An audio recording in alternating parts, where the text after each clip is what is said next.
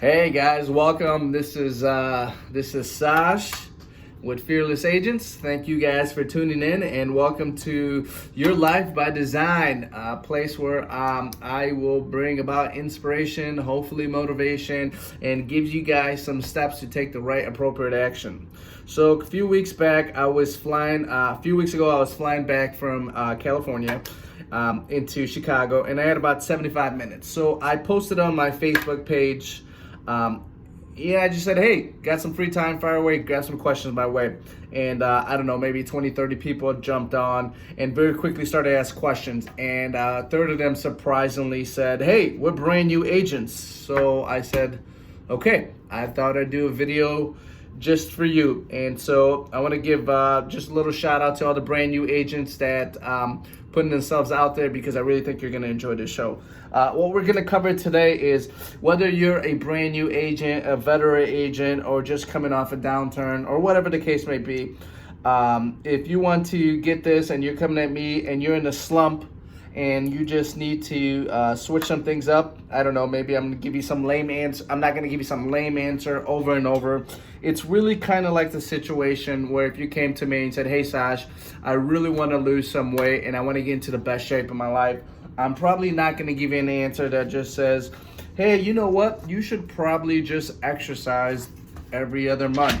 No, I'm actually going to be a little bit more extreme in your face with it, and I'm going to give you an answer with intentions behind it. So very quickly get you out of a slump.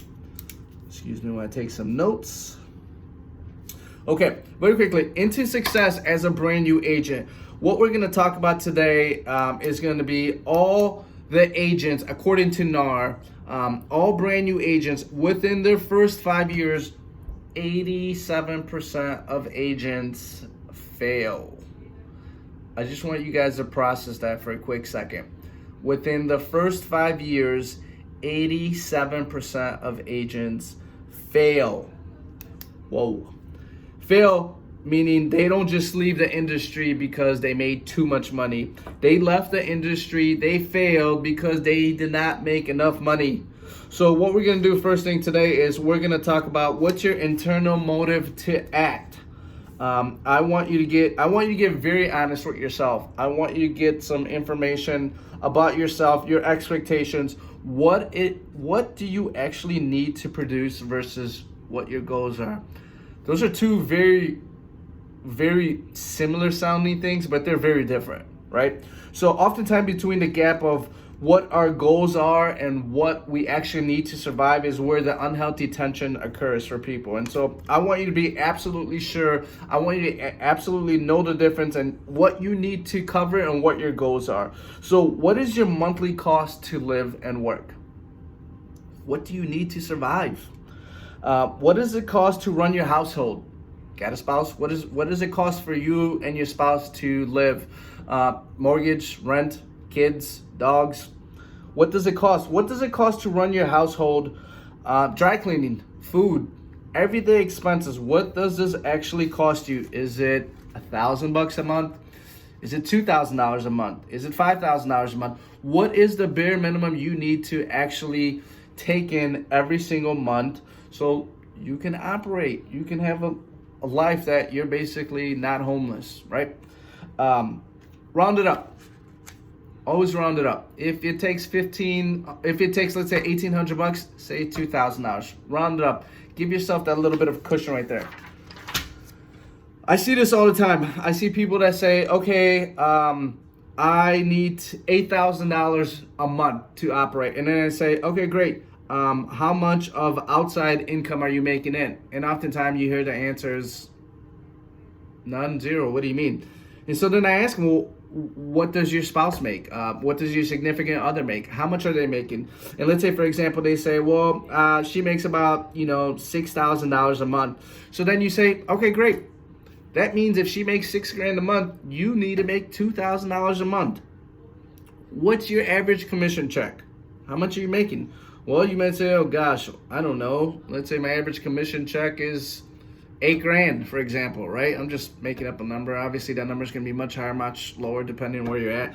But the idea is, okay, if your significant other is making $6,000 a month and you need to make $8,000 to, hit the minimum standard, You really got to sell a deal, what, every 4 months? So ask yourself that. Do you have any outside income coming in? Is it just you? If so, what is the minimum that you need to make? Because if you got to sell 4 houses or a house every 4 months, that's a pretty nice cushion. You can set those expectations and you can tell yourself, whoa, I sold 5 houses this year. I'm amazing. So really what we're going to do is, what is the minimum standard? So I want you to figure out, once you know the minimum standard, we're going to try to give you a formula on how to really connect on that. How much does it cost you to actually survive? Knowing the difference, knowing your average commission check, and putting that. How many properties do you need to sell a year? Knowing your minimum standard as a new agent and as an emerging agent or as a veteran agent will really allow you to get into the business and have the right expectation of what it is that you need to be doing, how much you need to be producing. This is where I dive in a little bit more deeper with you. I just kind of want to repeat this right back again. 87% of agents fail their first 5 years. Do you understand what that really means? For every 5 years, let's say 100,000 new agents get into the business. 87,000 of those agents fail. They're out the business. They're gone. That means 13,000 agents out of 100,000 agents will survive every 5 years. 13%. That's pretty alarming, guys. That's pretty crazy. That's an enormous failure rate. So what I'm gonna tell you is, in order for you to have fantastic success in this business, you need to know your numbers. You need to know what the minimum standard is for you to survive your monthly cost, and then you need to have expectations, goals, right? So I'm going to talk to you a little bit about that. To get some things going, the idea really is not to hit the minimum standard, maybe to hit 15, 20, 25, 30, 50 homes a year. What's really great about all this is, if any one agent in your particular market can do it, that means you can do it too, right? They probably have a system. They probably aren't just winging it. They probably know their numbers, and they probably have something in place that's allowing them to rinse and repeat that. So first thing I'm going to ask you is, what's your motive to act? What are your goals? What is your morning routine for lead generating? Ask yourself those 3 things. In order for you to know your business, you got to know your numbers. In order for you to be a knowledgeable broker, you need to have a routine in place set up for you. And the first thing you need to do is you need to have the discipline of setting up a routine and writing affirmations. I love writing out affirmations. I typically carry a journal around. Where I struggle and I'm trying to be conscious of is be more of a concrete routine with it. So what I like about affirmations is getting grateful, saying you're thankful, saying thank you for these opportunities, things that you're thankful for, because what you're doing is you're hardwiring yourself into actually believing those. And next thing we kind of jump into is, if you're writing these affirmations every single day, day in, day out, write down, for example, I want to make X amount of dollars in 2019, right? We still have a good, decent chunk of 2019 left. If your goal is, I want to make $50,000 for 2019, write it out 30 times. Literally, write it out 30 times and repeat it to yourself 30 times. Set the bar a little bit higher though. Usually I like to tell people is, whatever is on your mind, set it a little bit higher, right? If you want to make $50,000 a year, say you want to make $100,000 a year. If you want to make $100,000 a year, say you want to say $250,000 a year, because I'd rather you fail high, right, than set the expectation so low that you achieve it and it doesn't quite have the impact. So kind of not going off track, but this is actually a vital part, is these affirmations are really important into your mentality, and you got to actually believe it. Before you can achieve any of this, you got to actually believe it, and you got to write this down and tell yourself that you can do it. I like this example that we talked about earlier. It's kind of like having that idea of like, okay, I want to get a brand new car, right? And all of a sudden you say, I want to get a Toyota Prius or something, right? And all of a sudden you start noticing Toyota Priuses everywhere, right? Well, what's happening is you're your activating system in your brain is constantly looking out for those things, and it's constantly being aware of those things, and they're picking themselves up. And it's kind of like that's the idea we're set in place here is if we're writing these goals down and if we're starting to repeat them, we're gonna start to believe them.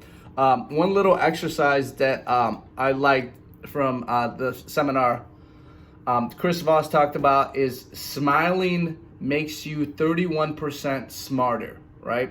And one example that he gave is so silly, but it's so awesome, is if you put a pen or pencil in your mouth, and you put it in your mouth so your lips do not touch it, it has the same exact effect as if you're smiling. Try it out. Try it out for 30 seconds at a time.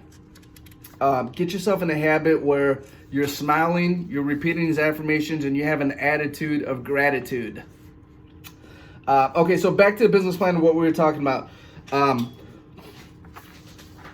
Let's see, 87% failure rate. That's pretty alarming, right? So one of the things that we want to talk about is, have you memorized your scripts? Are you guys setting a time for your guys' opportunity to set these scripts? Because what I'm noticing is the people that don't practice their scripts are oftentimes the people that never make the phone calls, because if they don't know what to say, they're probably not willing to make those phone calls and say it. So either you're gonna memorize your scripts and your dialogues and you're gonna have that confident builder about yourself, or you're probably never gonna make those phone calls, never give yourself the opportunity to actually succeed, right? Number two, you need to be calling expired for sale by owners daily. I like to preach about this a little bit. Oftentimes what we've learned is calling between 9 a.m. and 11 a.m. is the most successful answer rate.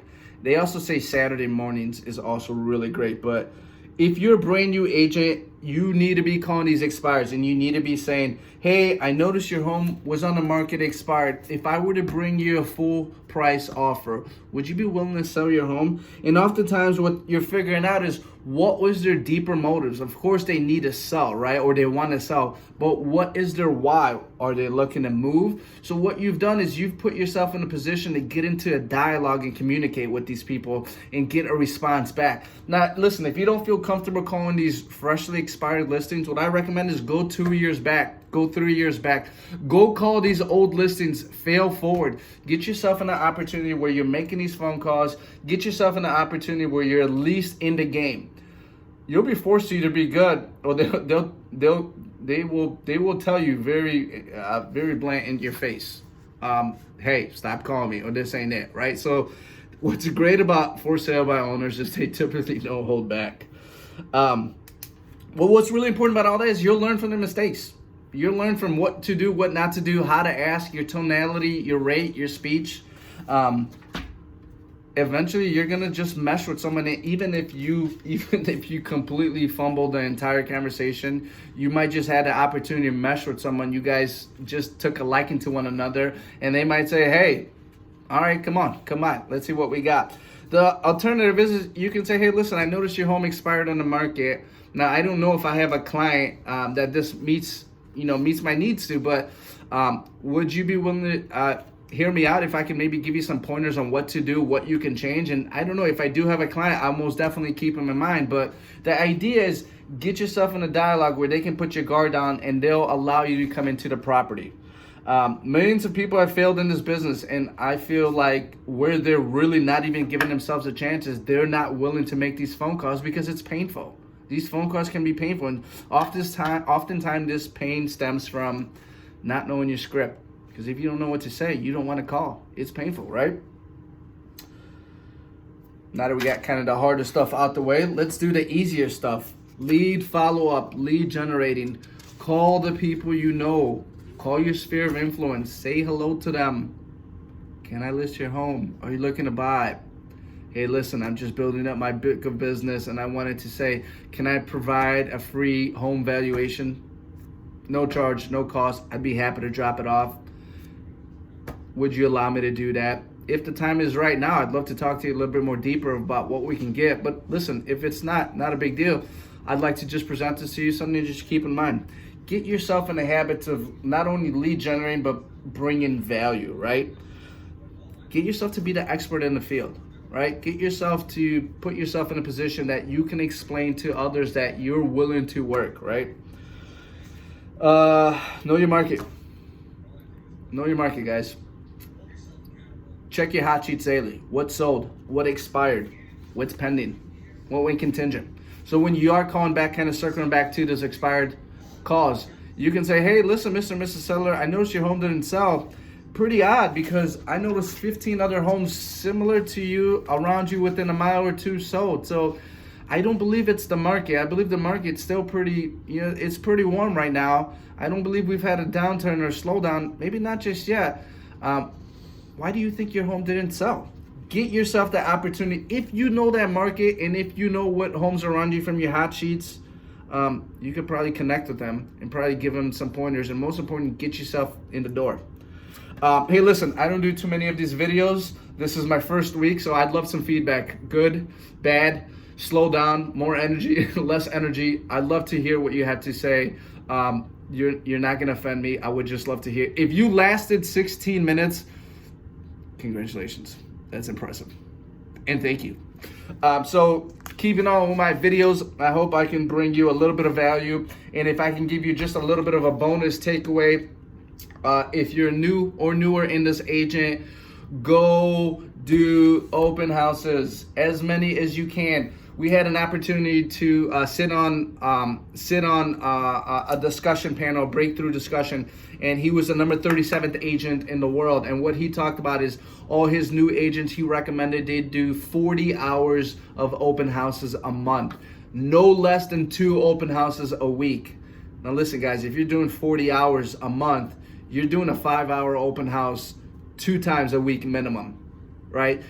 We asked him, just for some context, what have you made this year as your team? And he said his gross commission so far this year in 7-8 months is well north of $5 million. And he says when he goes on vacation with his family, he still flies back on the weekends to do open houses with his agents to tell you that, hey, listen, when I'm at these open houses, they're that powerful. And one fantastic takeaway that he mentioned that I really liked is, whether it was 50 people that walked through the door or one person, stay eye to eye, point of contact with that one person. Ignore those other people.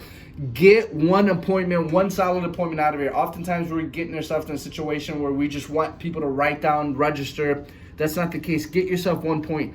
If it's a seller and they're just, walking through the open house or whatever the case may be, you say, hey, listen, Mr. Seller, I get off here at 3. I'd love to stop by and give you a home valuation on your home, tell you what I think it's worth. There's no cost, no commitment. It's not something I do normally, but if you're free around 5 o'clock, I'd love to stop by.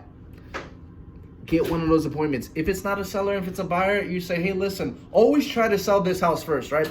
If it's not this house, and say, hey, listen, I think I got a home that might work for you. Obviously, you got to know your market, guys. And say, hey, listen, I'm done here around 3.